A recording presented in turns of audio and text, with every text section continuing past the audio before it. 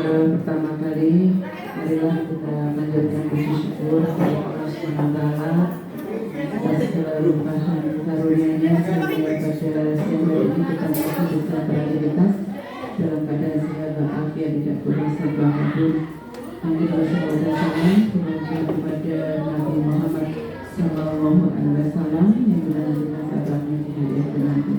Ucapan terima kasih untuk semua Bapak Ibu yang sudah hadir untuk menghadiri undangan kami, yaitu dalam rangka yang pertama pembebasan CGP modul 1 dan sosialisasi pendaftaran CGP Angkatan 9 dan 10 Kabupaten Boyolali.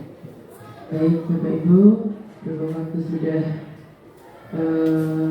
sesuai dengan yang kita rencanakan, maka kita mulai saja kepada Bapak Ambar Irawan, jadi adalah CGP Angkatan 7, ingin mempresentasikan hasilnya untuk modul 1, yaitu pembebasan dari CGP Angkatan 7 untuk modul 1. Kepada Pak Ambar dipersilakan.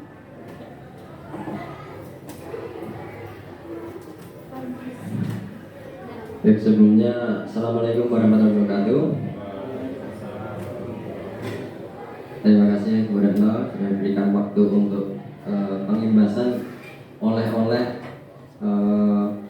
CGP Angkatan 7. Baik Bapak Ibu, ini kebetulan saja ini sangat sesuai dengan program SMK Negeri 1 Musuh. Penyampaian oleh-oleh CGP modul 1.4 mengenai pemahaman dan pengalaman penerapan budaya positif di SMK Negeri 1 Musuh. Jadi sesuai yang kemarin ketika rapat koordinasi, rapat guru karyawan, rapat dinas SMK Negeri 1 Musuh, kita kemarin sudah membahas mengenai bagaimana sih menumbuhkan motivasi terhadap siswa mengatasi masalah-masalah di SMK Negeri 1 Musuh ini. Bahwasanya siswanya itu yang pertama susah beribadah, harus kita kejar-kejar. Bahkan Pak Dayat, Pak Gilang harus memakai segala cara untuk memotivasi siswa tersebut. Dan yang kedua yaitu mengenai masalah kesiswaan juga. Ini kedisiplinan di sekolah, bahwasanya masih saja ada siswa yang terlambat, masih ada saja siswa yang di dalam kelas itu ternyata belum memaknai pembelajaran dengan yang diharapkan, seperti itu Bapak Ibu. Di dalam modul 1.4 ini tentang CGP ini saya mau menyampaikan tentang pengalaman saya yang sudah saya terapkan Bapak Ibu. Dan juga nanti di dalamnya juga ada materi-materi yang berisi mengenai budaya positif.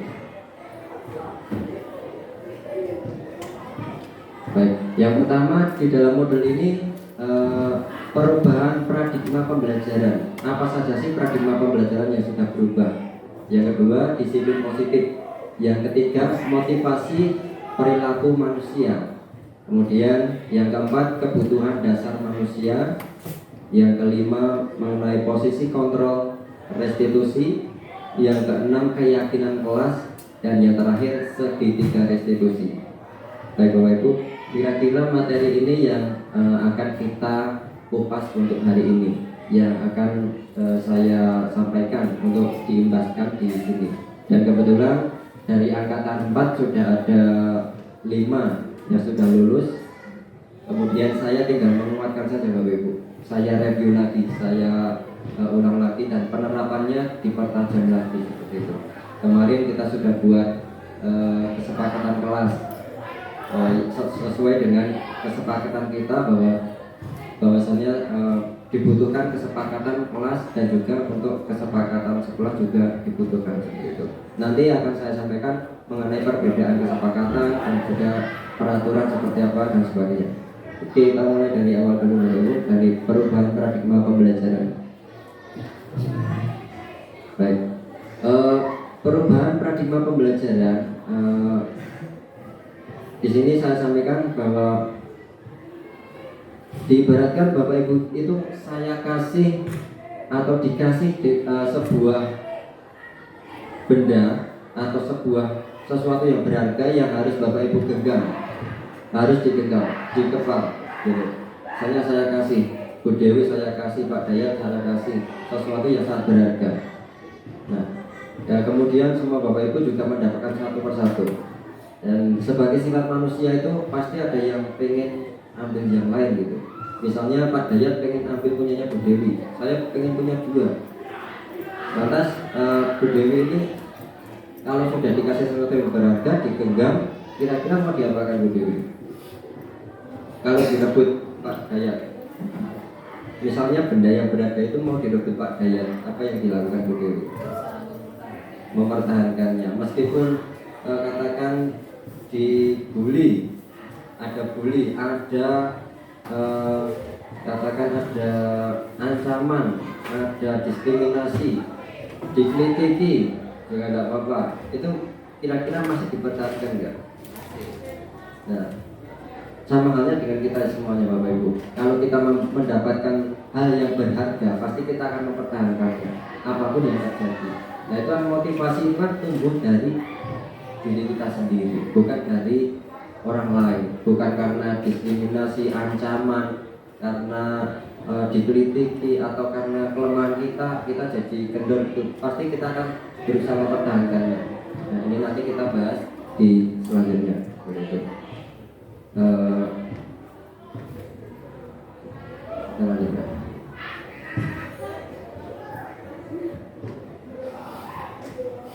Bagaimana seseorang bisa berubah dari paradigma stimulus respon kepada pendekatan teori kontrol? Jadi bagaimana seseorang berubah dari stimulus respon? Biasanya seperti ini.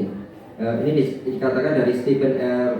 Covey bahwa bila kita ingin membuat kemajuan perlahan, sedikit demi sedikit, ubahlah sikap atau perilaku Anda. Namun, bila kita ingin memperbaiki cara utama kita, maka kita perlu mengubah kerangka acuan kita. Bukan caranya lagi, tapi kerangkanya Bapak Ibu yang berubah. Bagaimana Anda melihat dunia, bagaimana Anda berpikir tentang manusia, mengubah paradigma Anda, skema pemahaman dan penjelasan aspek tertentu tentang realitas. Stimulus respon dikatakan kebutuhan kita sama. Itu kalau stimulus ya Bapak Ibu. Tetapi ketika teori kontrol, kebutuhan kita itu berbeda. Kalau kebutuhan kita sama, ya sekolah berangkat, aturannya sama, nanti dimarahi kalau telat dimarahi Pak Haji, nanti suruh bikin lapangan, gitu kan. Kalau kebutuhan kita berbeda, tentu saja kita niat dalam diri kita. Oh, saya sama Pak Beki berbeda. Pak Beki berangkat pagi karena muncul motivasi dalam diri. Aku mau berangkat pagi, absen pinjam saya biar tidak telat, biar aplikasinya lancar gitu. Tetapi ada juga ya HP ku lancar, nanti absen saya telat-telat dikit nggak apa-apa, biasanya lancar. Mungkin dari Pak Dayat, HP saya terlalu inulit, terlalu klasik, menangkap sinyalnya susah, saya harus berangkat lebih awal untuk absen. Nah, teorinya kebutuhan kita berbeda untuk teori kontrol. Semua orang memiliki hal yang sama, itu tentang stimulus. Kita kalau yang teori kontrol, setiap orang memiliki gambaran berbeda. Nah, nanti kita kupas selanjutnya. Baik, kira-kira seperti ini untuk perubahannya nanti diubah dari stimulus respon menjadi teori kontrol itu. Oke. Kita lanjutkan. Oh ya, ini kalau stimulus respon ini seperti ini Bapak Ibu. Saya itu bisa mengontrol siswa-siswa. Mas kamu jadi A, Mas kamu jadi B, Mas kamu harus gini, Mas kamu harus gitu. Itu untuk stimulus respon. Tetapi untuk teori kontrol itu hanya anak-anak yang tahu tentang, atau anak-anak yang mau merubah dirinya sendiri gitu. Jadi bukan Bapak Ibu guru yang menentukan nasib atau yang menentukan minat bakat anak-anak, tetapi siswa-siswa sendiri yang memiliki atau yang tahu tentang bakatnya. Kita sebagai guru hanya seperti biasa bilang guru itu hanya menuntun seperti itu, menuntun putra putri untuk menjadi manusia yang sesuai dengan kodratnya. Bapak Ibu sudah PMM sudah mengerjakan semua? Sudah ya? Kemarin hasil nyata ya sudah. Kemarin saya lihat Pak Jilang presentasinya bagus di rapat yang kemarin tentang PMM, tentang apa itu filosofi Ki Hajar Dewantara. Dan ini kebetulan juga dikupas juga Bapak, dikupas di CGP. Materinya di PMM itu hampir sama dengan yang ada di CGP, tetapi lebih kompleks di CGP seperti itu. Jadi Bapak Ibu semuanya yang belum daftar CGP bisa daftar CGP karena materinya sangat bagus. Saya sendiri memaknainya juga berbeda. Ketika Bapak Ibu punya acara, kebetulan kemarin bentrokan dengan acara piknik, dan kebetulan saya pas itu lokal nol, saya terpaksa memilih ini. Nah ini ternyata dibahas di sini juga. Ini yang dimaksud dengan nanti saya sebutkan, ini kisi-kisi dulu, saya simpan dulu ya. Oke. Disiplin positif. Jadi disiplin positif ini maksudnya seperti ini Bapak Ibu. Di mana ada kemerdekaan, di situ harus ada disiplin yang kuat. Sesungguhnya disiplin itu bersifat self-disiplin, yaitu kita sendiri yang mewajibkan kita dengan sekeras-kerasnya. Tetapi itu sama saja, sebab jikalau kita tidak cakap melakukan self-disiplin, wajiblah penguasaan lain mendisiplinkan diri kita. Dan peraturan demikian itulah harus ada di dalam suasana yang merdeka. Ini yang Ki Hajar Dewantara Bapak Ibu. Seperti itu. Ketika kita mendengar kata disiplin, kira-kira apa yang terkuat dari di benak Bapak Ibu kata disiplin? Apa ya disiplin? Kira-kira apa hal-hal yang atau terkait dengan disiplin?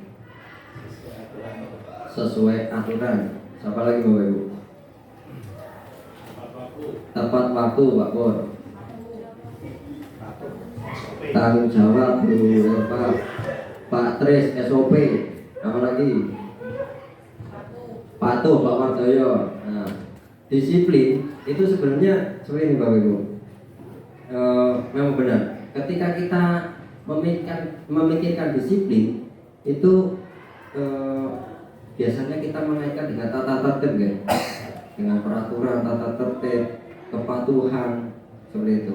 Kata disiplin juga sering dihubungkan dengan hukuman Bapak Ibu. Padahal itu sungguh berbeda. Karena belajar tentang disiplin positif tidak harus dengan memberikan hukuman. Justru hukuman itu bisa ditempuh sebagai jalan terakhir Bapak Ibu. Jalan terakhir ketika kita sudah melampaui beberapa jalan yang lebih enak gitu. Jadi bukan berarti hukuman itu tidak boleh ya. Tapi hukuman itu jadi yang terakhir, opsi terakhir lah. Memang kalau karakter kita, karakter peserta didik kita itu kan berbeda-beda. Apalagi sekolah ini di gunung dengan background peserta didik yang seperti itu. Jadi kita harus pintar-pintarnya ngomong putra putri kita. Tidak bisa kita langsung kita judge seperti ini, seperti itu. Apapun keadaannya itu ada caranya Bapak Ibu.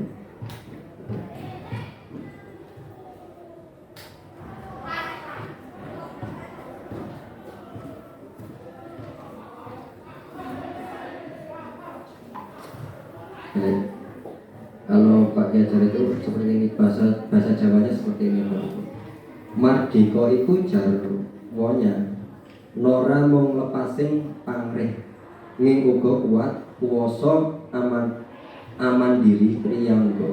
Merdeka itu artinya tidak hanya terlepas dari perintah, akan tetapi juga cakap buat memerintah diri sendiri.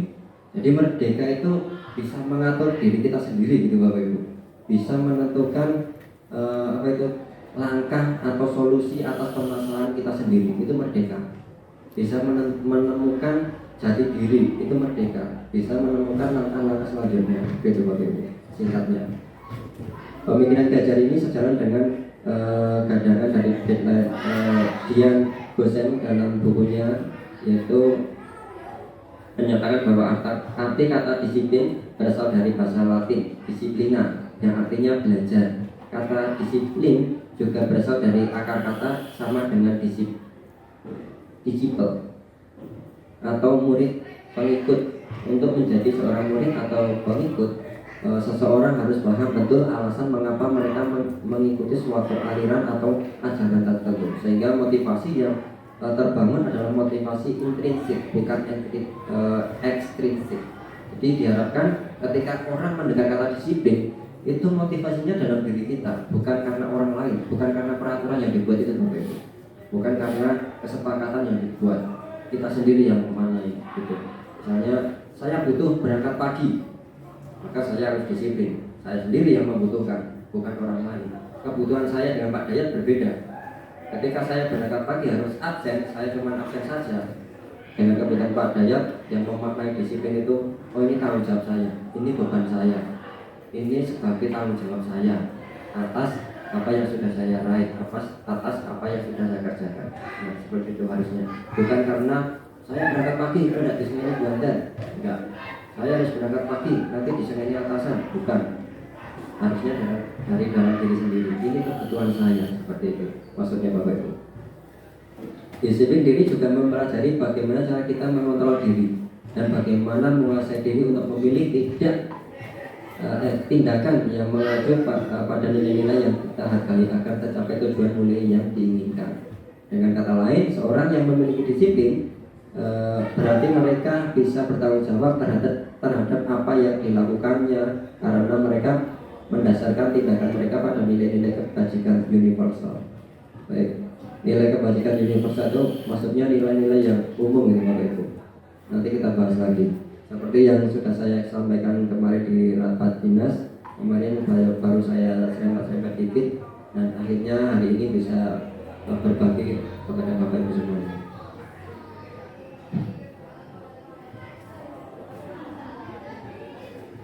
Dan ini selanjutnya mengenai motivasi perilaku manusia Bapak Ibu.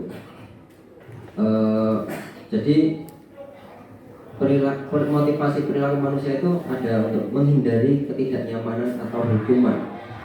Dalam artian menghindari permasalahan yang mungkin muncul dan berpengaruh pada mereka secara fisik, psikologi maupun tidak terpenuhinya kebutuhan mereka. Bila mereka tidak melakukan tindakan tersebut untuk menghindari ketidaknyamanan atau hukuman. Kedua, untuk mendapatkan imbalan atau penghargaan dari orang lain. Dimaksudkan untuk mendapatkan pujian dan lain yang menurut mereka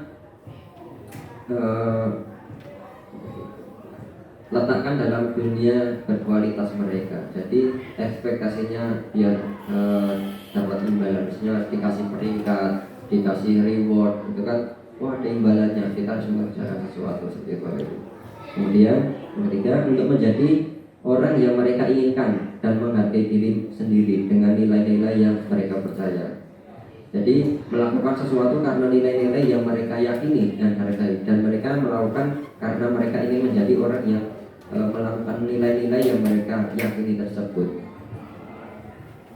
Kemudian ini mengenai hukuman, konsekuensi dan restitusi. Ini juga penting Bapak Ibu. Ternyata hukuman itu efeknya sangat luar biasa Bapak Ibu. Kalau saya dulu berbagi pengalaman, ketika saya sekolah dihukum, dulu itu bencinya sangat mati sama guru tersebut. Saya dihukum buanda suruh lari, saya suruh push up. Ternyata seketika itu patuh, ibu aja di depan, saya tidak mengulangi gitu, karena dihukum. Kemudian di belakangnya dengan teman-teman saya itu mungkin berundel gitu ya. Saya habis dihukum sama bandel, ini dan ada timbul rasa benci Bapak Ibu. Tapi ketika saya sudah lulus dan saya mendapatkan pekerjaan, oh saya jadi paham tujuan beliau dulu itu ternyata ini. Nah, tapi sifatnya dulu karena hukuman itu sementara Bapak Ibu. Nah, hukuman bersifat tidak terencana atau tiba-tiba. Anak atau murid tidak tahu apa yang akan terjadi dan tidak dilibatkan dalam membuat hukuman ini. Hukuman ini bersifat satu arah Bapak Ibu, dari pihak guru yang memberikan, dan murid hanya menerima suatu hukuman tanpa melalui suatu kesepakatan. atau pengarahan dari pihak guru, baik sebelum atau sesudahnya. Hukuman yang diberikan bisa berupa fisik maupun psikis. Murid atau anak disakiti oleh suatu perbuatan atau kata-kata. Jadi seperti itu tadi. Misalnya anak datang terlambat, kamu melanggar ini, dihukum suruh lari atau suruh buang sampah, bersihin sampah, kan tidak terencana seketika waktu itu. Yang terpikir di benak bapak ibu guru apa? Lihat sampah banyak, ya udah suruh buang sampah. Lihat keadaan anak yang fisiknya bagus, terlambat berapa menit, suruh lari. Tadi spontan, tanpa ada pertimbangan, tanpa ada kesepakatan antara siswa dan guru. Kemudian konsekuensi sudah terencana atau sudah disepakati, sudah dibahas, disetujui oleh murid dan guru. Umumnya bentuknya konsekuensi ini dibuat oleh pihak guru atau sekolah, dan murid sudah mengetahui sebelumnya konsekuensi yang akan diterima bila ada pelanggaran. Pada konsekuensi, murid tetap dibuat tidak nyaman untuk jangka waktu pendek. Konsekuensi biasanya diberikan berdasarkan suatu data yang umumnya dapat diukur. Misalnya, setelah 3 kali tugas tidak diselesaikan pada batas waktu yang diberikan, atau murid melakukan kegiatan di luar kegiatan pembelajaran, misalnya mengobrol, makan, atau maka murid tersebut akan kehilangan waktu bermain dan harus menyelesaikan tugas karena ketertinggalannya. Misalnya membuat tugasnya 3 kali lipat dan sebagainya konsekuensinya. Atau konsekuensinya kamu harus mengerjakan yang lainnya atau menambah jam belajar seperti itu. Untuk restitusi ini yang diharapkan Bapak Ibu. Jadi diharapkan menghindari hukuman. Kalau bisa ya paling tidak konsekuensi lah. Kalau lebih bagus lagi restitusi Bapak Ibu.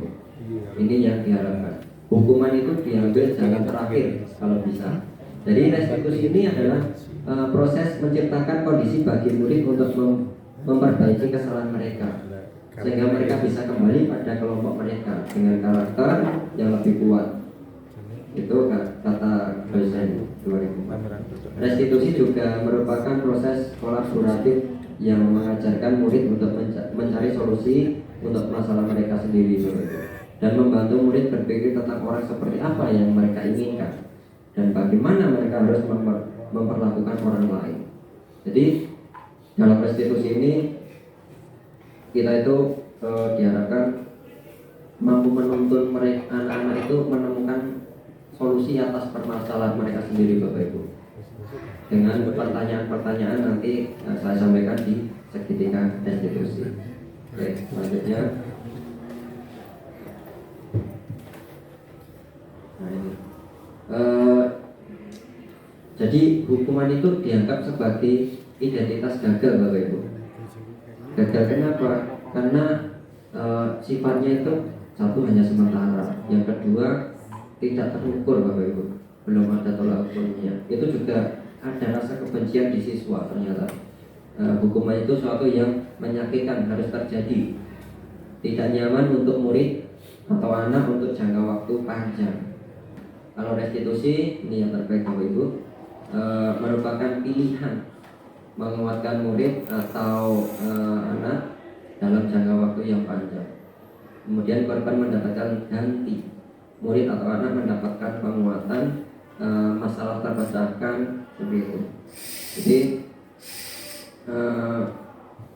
kalau dalam hukuman itu biasanya anak-anak itu akan menyembunyikan kesalahan mereka Bapak Ibu.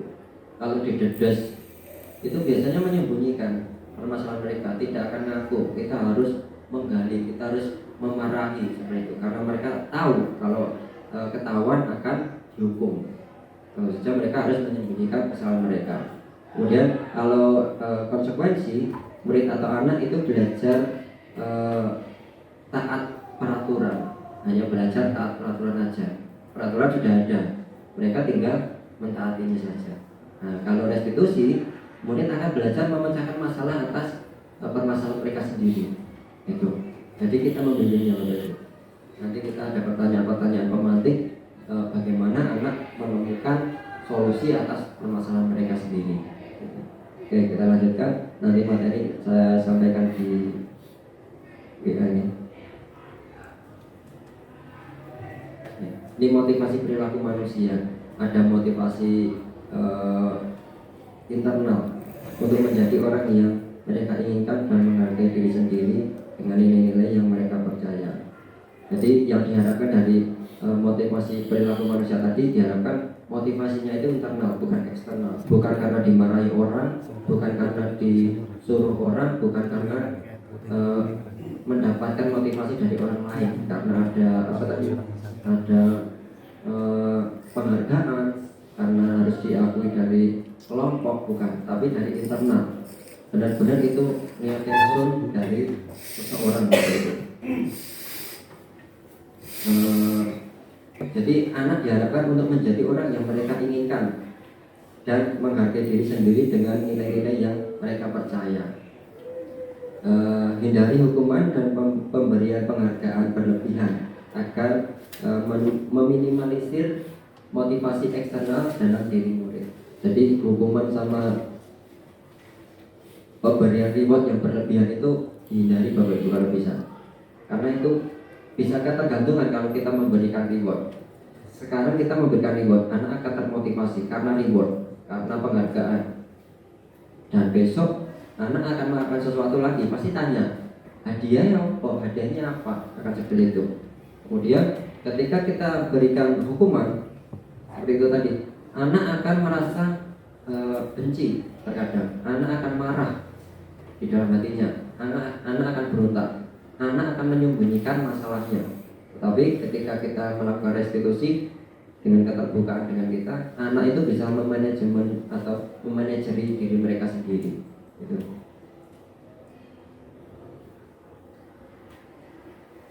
Kemudian, ini kebutuhan dasar manusia Bapak Ibu. Ada kebutuhan bertahan hidup, yaitu bersifat fisiologis untuk bertahan hidup, misalnya kesehatan, rumah, dan makan. Kemudian ada kebutuhan kasih sayang dan rasa diterima, meliputi kebutuhan akan hubungan dan koneksi sosial, kebutuhan untuk memberi dan menerima kasih sayang, dan kebutuhan untuk merasa menjadi bagian dari suatu kelompok. Kemudian ada kebutuhan penguasaan, meliputi keinginan untuk dianggap berharga, bisa membuat perbedaan, bisa membuat pencapaian kompeten diakui, dihormati. Kemudian ada kebutuhan dasar kebebasan, kebutuhan akan kemandirian, otonomi, memiliki pilihan dan mampu mengendalikan arah hidup. Dan yang terakhir ada kebutuhan kesenangan, yaitu kebutuhan untuk mencari kesenangan, bermain dan tertawa. Dari masing-masing kebutuhan dasar manusia ini kita pernah mengalami pasti Bapak Ibu, salah satunya atau dua, bahkan tiga, bahkan semuanya. Bertahan hidup tentu saja kita semua mengalami. Kita butuh makan, kita butuh rumah, kita butuh kesehatan, kemudian kasih sayang itu semuanya juga butuh. Meliputi akan hubungan dan koneksi sosial. Misalnya saya harus punya grup sosialita, saya ingin jadi grup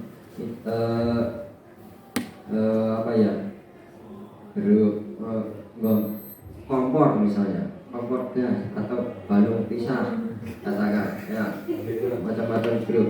Jadi ini kasih sayang, PAUD, ada grup PAUD, nah seperti itu.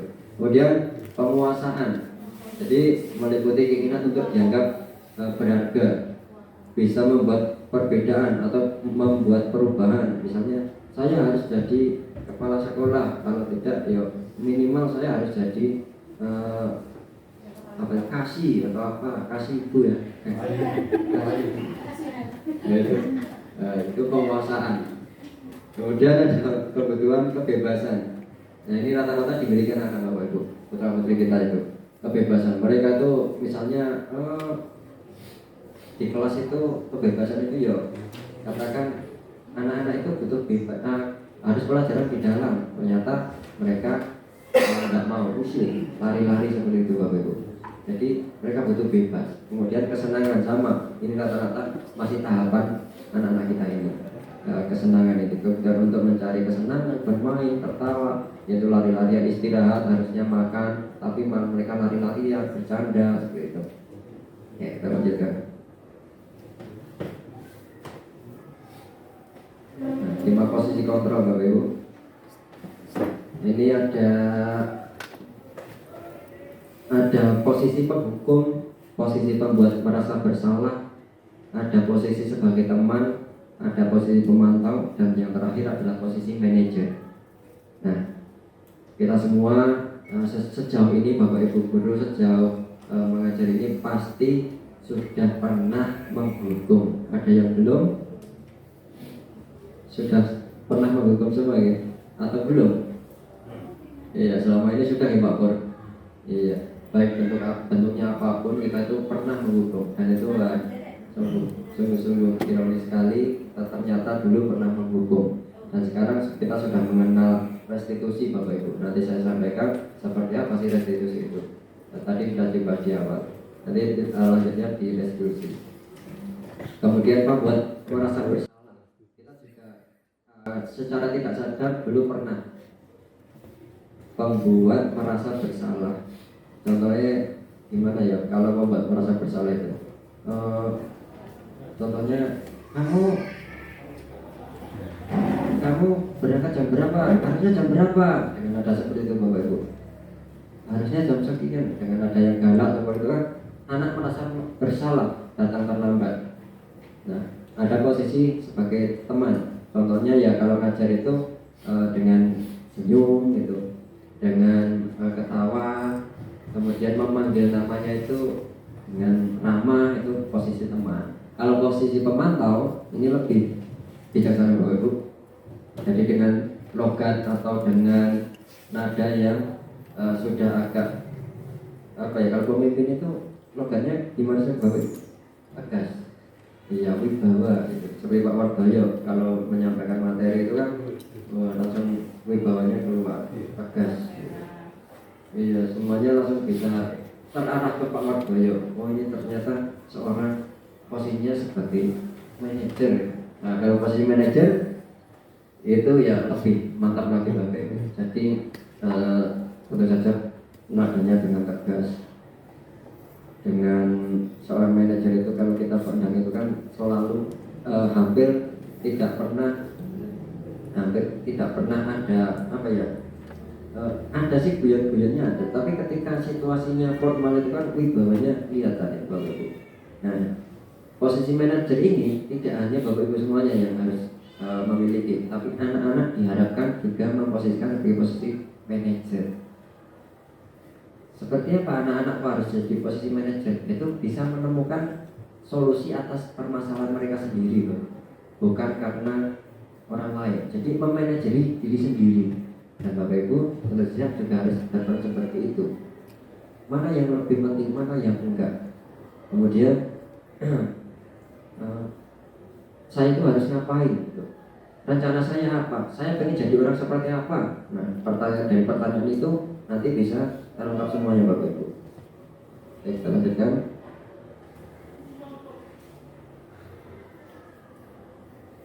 Nah, kalau posisi kontrol seorang guru kita tentu saja ini yang pertama harus manajer semuanya. Baik nanti kita juga tidak bisa lepas dari posisi yang lain, misalnya sebagai teman juga boleh. Nggak harus manajer terus nih Bapak Ibu, nanti bosan anak-anak.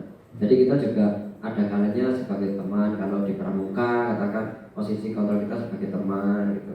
Kalau di dalam kelas atau kalau menemukan anak sedang ada masalah, itu tentu saja kita memposisikan sebagai seorang manajer gitu.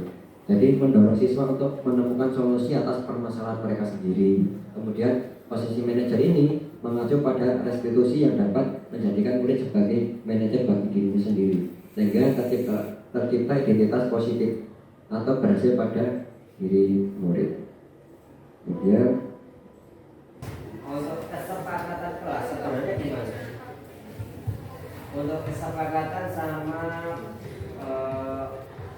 saya mau sosialisasi tentang peraturan hukuman, peraturan sama kesepakatan dulu. Peraturan dengan kesepakatan itu berbeda. Bedanya apa? Tidak tahu bedanya. Nek peraturan ini contohnya ini spesifik. Sepatu harus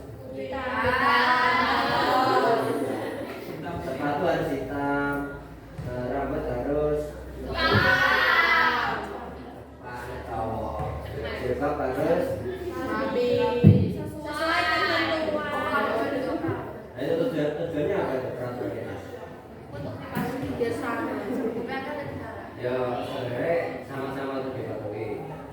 Kalau kesepakatan itu bersifat kebijakan universal, dan kesepakatan ini lebih ke nilai, mengambil nilai yang positif, bukan nilai negatif. Kalau peraturan kan misalnya gini, peraturannya bisa saja gini, di dalam kelas atau tidak diperbolehkan makan di kelas, tidak diperbolehkan, karena negatif. Itu peraturan. Kalau kesepakatan sebisa mungkin dibuat bahasanya itu yang positif. Yang positif contoh yang positif, kelas 11 farmasi 2 atau warga 11 farmasi 2 setiap zuhur beribadah tepat waktu. Bukan saya tidak boleh masuk, tidak boleh terlambat, bukan, tapi sebisa mungkin dibuat yang positif. Bukan tidak boleh ya, kalau tidak boleh kan negatif. Jadi positif gimana? Kalau dibuat jadi positif. Jadi kira-kira gimana? Bergantian ketika berbicara. Kita enak. Bukan tidak boleh menyela ketika sedang berdiskusi. Nah, tidak boleh menyela, ini negatif, tidak boleh. Dua. Jadi nanti buat kesepakatan yang sifatnya negatif itu silakan diubah menjadi yang positif. Contohnya ya, bergantian ketika berbicara atau dalam diskusi, dalam presentasi, apabila bertanya, angkat kan positif, bukan yang negatif. Terus katakan apalagi kesepakatannya apalagi selain beribadah, selain itu apa itu angkatan ketika mau bertanya apalagi.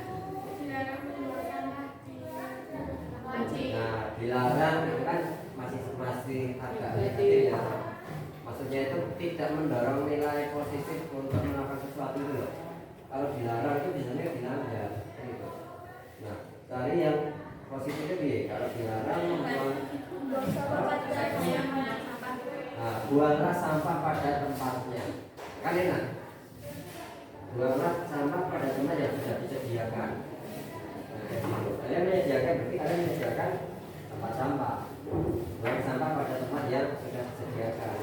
Itu enak. Ketimbang dilarang membuang sampah di. Terus apalagi kemarin?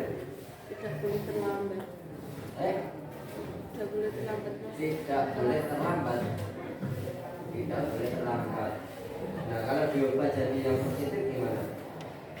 Hadir tepat waktu. Hadir tepat waktu. Dan itu bahasa ini sebenarnya kita sudah mendengarkan sering ya, sering kita dengar. Cuman kita itu terbiasa terbiasa dengan peraturan tidak boleh, itu malah kita melanggar itu. Tapi ketika bahasanya itu dibuat positif, itu mendorong kita untuk melakukan yang positif juga. Nilai yang kita dorong, nilai positif, maka yang kita kerjakan juga positif. Kalau yang muncul itu nilainya negatif, boleh berada negatif. Jadi nanti diubah seperti tadi. Tunjuk atap ketika angkat tangan ketika bertanya. Terus beribadah tepat atau selain beribadah tepat itu Islam semua. Islam semua tak? Iya. Beribadah tepat waktu. Berarti kan beribadah tadi. Terus hadir tepat waktu. Buanglah sampah pada tempat yang sudah disediakan. Nah, kalau kesepakatan kelas ini usahakan bahasanya itu mudah diingat, sedikit saja, tidak usah berlebihan. Ora usah kasih 39 pasal, jangan sampai 39 pasal dan lebih, sedikit saja. Konsekuensinya apa? atau restitusinya apa? Restitusi itu diusahakan kalian jadi manajer buat kamu sendiri, itu restitusi. Beda dengan yang tadi hukuman tadi, ya sudah saya jelaskan kemarin, ya, saya masalah tentang bagaimana sih jadi manajer buat diri sendiri, gimana sih menemukan solusi atas permasalahan kalian sendiri. Nah, kesepakatan ini nanti kita coba untuk ya konsekuensi dulu. Misalnya apabila tadi hadirnya kurang tepat waktu, itu kesepakatannya kira-kira konsekuensi kalian apa? Pengen apa? Itu. Nanti disepakati bersama. Terus ketika tadi menyela ya, maksudnya mau bertanya tapi langsung bertanya, tidak angkat tangan, langsung menyela ngomong gitu nggak angkat tangan, nanti konsekuensinya apa? Itu dibuat juga. Terus tidak beribadah, misalnya melanggar kan harusnya beribadah tepat waktu, tetapi ketika tidak tepat waktu itu gimana? Konsekuensinya apa? Terus apa lagi kemarin? Oke, sekarang gini, sekarang diskusikan, kita buat kesepakatan informasi ini nanti ditulis, buat kelompok-kelompok aja 4 diskusi, silakan diskusi nanti dipresentasikan apa aja usulannya. Sekarang juga silakan diskusikan apa boleh kesepakatan informasi. Kita coba 1 nilai positif yang diangkat, 2 apa tadi?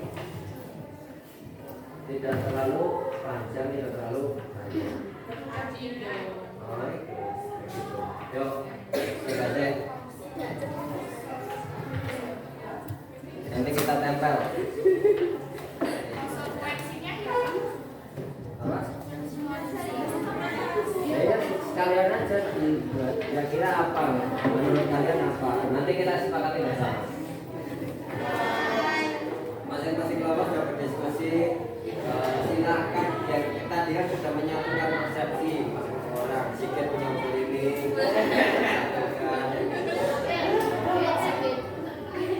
Desiva punya usul ini, nanti kolaborasikan. Terus Mbak Lucy punya satu ini, disatukan kolaborasikan. Mereka udah dapat 1 ya? Iya. Oke, udah dapat 1. Kalau sudah dapat, silakan tempelkan di depan ini. Ini surat kalian, silakan ditempelkan. Nanti kita bacakan. Ya. Jadi warna biru. Biru atau biru?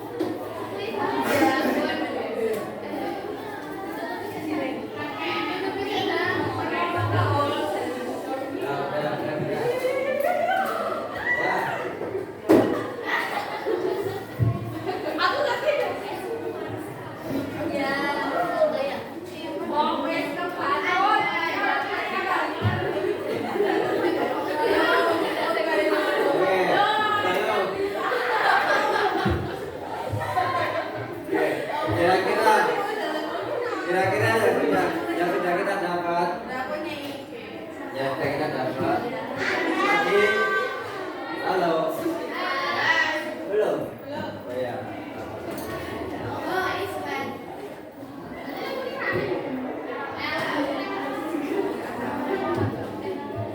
Ya, di sini dituliskan ada ini, beribadah tepat waktu.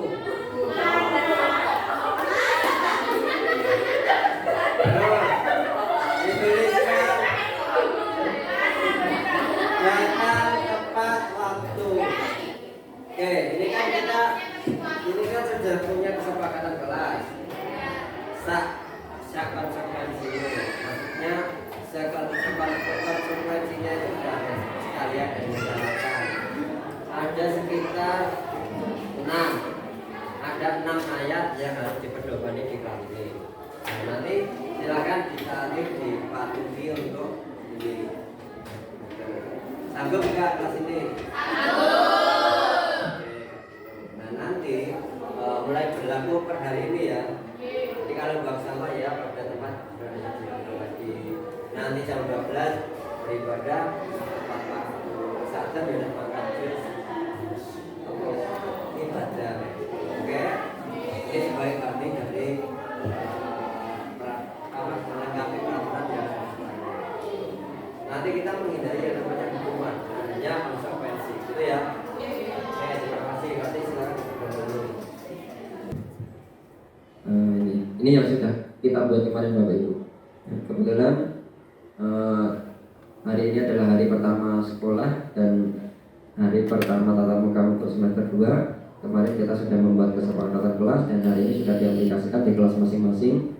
Keyakinan kelas disepakati antara guru dan murid yang berupa pernyataan universal yang mudah diingat, dipahami dan diterapkan di lingkungan sekolah.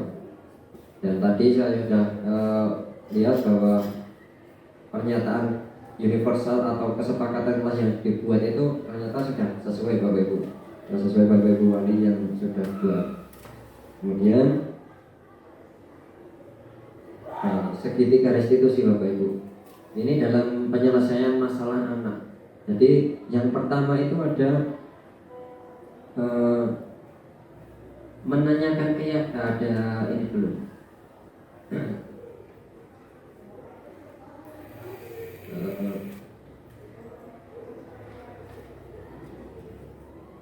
Ada validasi tindakan atau masalah Bapak Ibu. Kita jadi memvalidasi dulu. Kamu tentu punya alasan mengapa melakukan itu dan bertanya seperti itu. Kamu tentu saja punya alasan mengapa melakukan itu, atau ada cara yang lebih efektif untuk mendapatkan apa yang kamu butuhkan. Nah, kemudian yang kedua ada menstabilkan identitas. Setiap orang pasti punya permasalahan, jadi bukan kamu saja yang memiliki permasalahan. Nah, anak bisa ditanyakan seperti itu. Atau yang pertama mungkin menstabilkan identitas ya Bu, Pak Wardoyo, atau yang mana?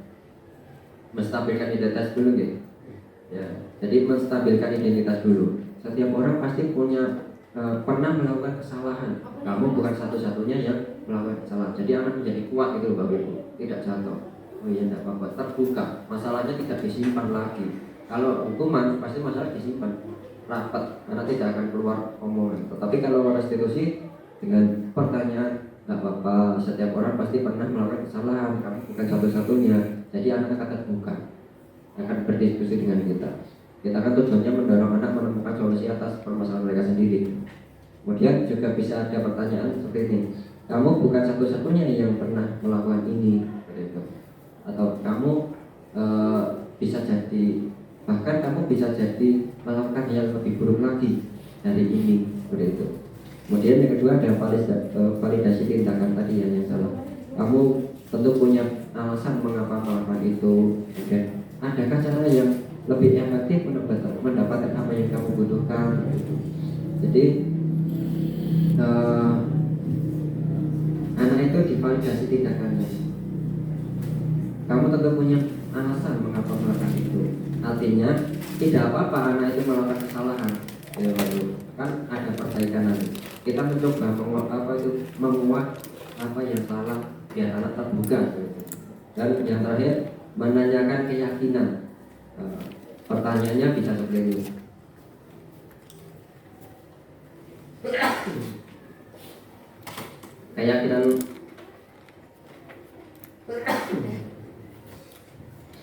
Keyakinan kelas apa yang telah kita sepakati. Kemudian kamu ingin menjadi orang yang seperti apa? Nah, begitu. Dari pertanyaan ini, kamu ingin menjadi orang yang seperti apa? Ini anak bisa timbul rasa motivasi Bapak Ibu. oh iya aku pengen jadi polisi, oh iya aku pengen jadi TNI. Kemudian tanya lagi Bapak Ibu, kamu pengen jadi orang seperti apa? Saya pengen jadi polisi Pak. Oke, kalau kamu pengen jadi polisi, kemudian langkah apa yang ingin kamu tempuh kalau kamu pengen jadi seorang polisi? Nah, ditanyakan seperti itu Bapak Ibu. Nanti mereka terbuka. Jadi tidak akan bohong lagi untuk menyembunyikan masalah, menghindari hukuman tadi. Kemudian kalau kamu sudah tahu langkah itu betul, itu langkah-langkahnya. Kemudian kesepakatan kelas kita apa, kesepakatan sekolah apa, ini, ya mereka jadi jujur. Itu salah atau tidak? Iya Pak, saya bersalah. Ternyata ini saya salah. Lalu kalau kamu salah, kamu mau gimana? Saya mau memperbaikinya Pak, caranya gimana? Tanya seperti itu Bapak Ibu. Selamat pagi. Sebentar Mbak Sundari, sini dulu. Sebentar. Mbak Sundari kok sepatunya warnanya putih ya? Iya Pak, kemarin kan saya cuci terus belum kering, jadi pakai seadanya. Apakah tidak ada atau tidak punya sepatu yang berwarna hitam? Sebenarnya ada Pak di rumah, tapi belajar kan malu kalau mau dipakai. Oh gitu. Iya Pak.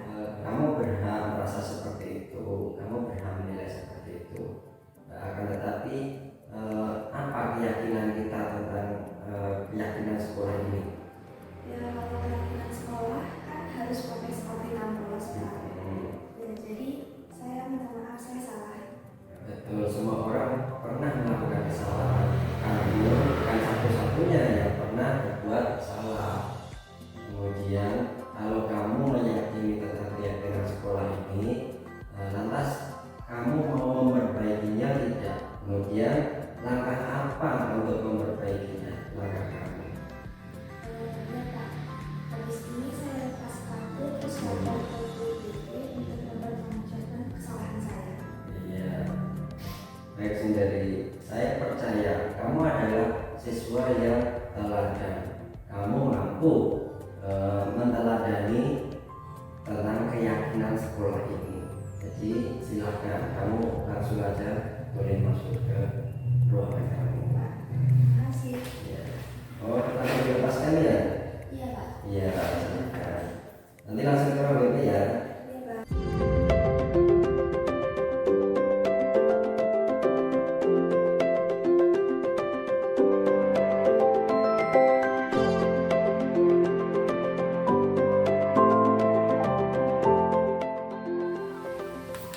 Selamat siang Mbak Sundari. Kok belajar di luar? Kenapa ya? Ya, soalnya saya nggak sempat ngerjain tugas Pak, jadi belajar di luar. Oh, apakah ada tugas di rumah atau ada masalah, ada kendala mungkin kita bisa kok selesaikan ini. Ya kalau masalah nggak ada Pak, tapi di rumah bantuin orang tua jualan. Oke, kamu boleh kok mempertahankan sikap ini dengan membantu orang tua itu menjadi nilai positif, itu harus ditingkatkan. Tapi ada satu nilai yang harus kamu perkuat, harus ada nilai yang timbul, nilai baru. Kira-kira untuk Mbak Sundari sebagai seorang pelajar itu nilai yang perlu ditumbuhkan atau nilai yang perlu ditingkatkan itu apa ya? Seharusnya saya mendahulukan kewajiban saya sebagai pelajar. Tapi kalau bantu orang tua itu kayak menyita waktu saya banget Pak, jadi bener-bener nggak bisa ngerjain, nggak sempat. Oh, oke, baik. Kira-kira kamu sendiri ingin jadi orang yang seperti apa sih Mbak Sundari itu? Ya kalau saya sendiri mau jadi orang yang disiplin, yang bisa menyelesaikan dan menjalani kegiatan saya dengan baik Pak. Nah, itu bagus ya, punya cita-cita seperti itu. Oke, kalau begitu misalnya kamu membuat skala prioritas dengan mendahulukan kewajiban sama tugas kamu sebagai seorang pelajar. Misalnya ketika disuruh membantu orang tua atau kamu niat dari diri kamu membantu orang tua, tapi kamu sadar dulu tugas sama kewajiban kamu sebagai pelajar yaitu belajar. Kalau ada tugas atau ada proyek dikerjakan dulu, didahulukan. Setelah itu baru membantu orang tua. Itu seperti gimana? Seperti apa? Kira-kira bisa enggak? Atau paling tidak kamu kerjakan tugas sama kewajiban kamu sebagai pelajar itu di sela-sela ketika bantuin orang tua. Kalau dagang kan misalnya ada customer, terus itu kan tidak mungkin ada terus. Kalau ada waktu istirahat sedikit, kamu ambil buku atau ambil tugas, kamu kerjakan dikit-dikit, nanti dilanjut lagi. Seperti itu gimana?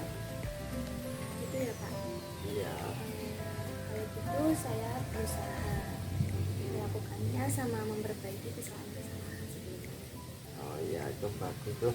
Mungkin sedikit cara biar kamu mengatasi solusi kamu biar tidak mengerjakan tugas di luar seperti ini. Harusnya kan kamu ikut di dalam kelas seperti itu kan. Iya. Baik, kalau gitu solusinya sudah terpecahkan ya. Semoga besok bisa membantu untuk memperbaiki motivasi belajar kamu biar lebih baik seperti itu. Saya harap besok tidak ada mengerjakan di luar seperti ini lagi. Saya percaya kamu itu mampu menjadi siswa yang teladan. Kamu bisa berprestasi lebih baik lagi, lebih disiplin lagi. Kamu bisa melakukannya. Gitu. Terima kasih Pak. Ya, sama-sama.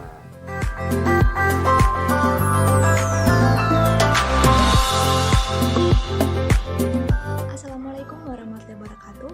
Perkenalkan, nama saya Dwi Sundarlestianingsih, siswi SMK Negeri 1 Musuh.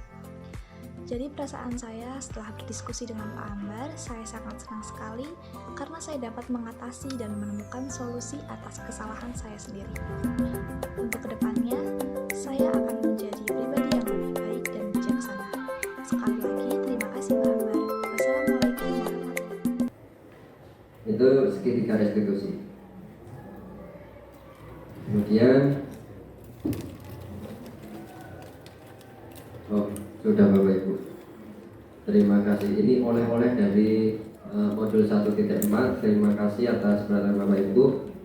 Mungkin ini belum komplit banget, tapi saya tahu kesibukan Bapak Ibu hari ini sangat luar biasa, harus mempersiapkan segala sesuatunya untuk semester 2 ini.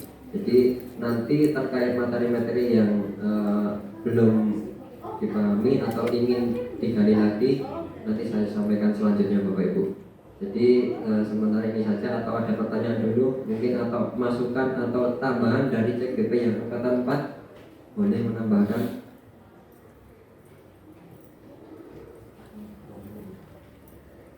Sudah, nggak ada pertanyaan? Mau ada yang tanya? Mau silakan.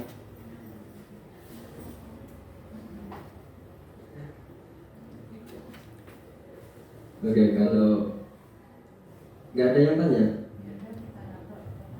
Iya, iya Bu Andan. Iya aja. Nanti yang bertanya nanti sharing aja.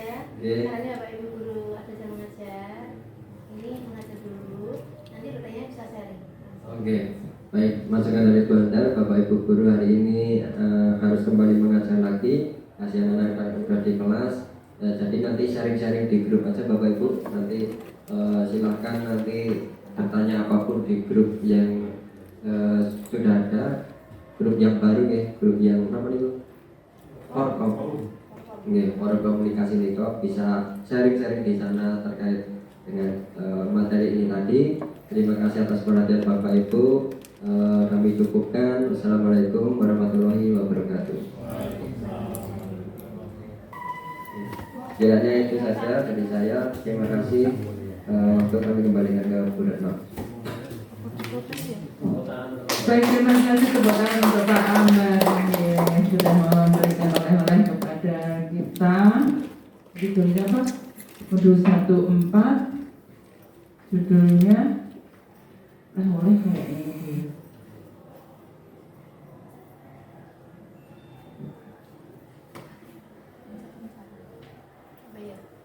Pemahaman dan pengalaman penerapan budaya positif di SMK Negeri 1 Musuh. Jadi yang kemarin sempat kita ulas ya pada rapat hari siapa itu mau masuk itu. Jadi ada ilmunya.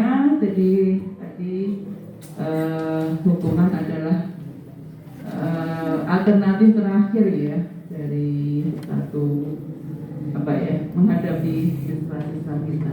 Baik, terima kasih Pak Ahmad, terima kasih Bapak Ibu guru. Semoga kita sedikit-sedikit bisa merubah mindset kita.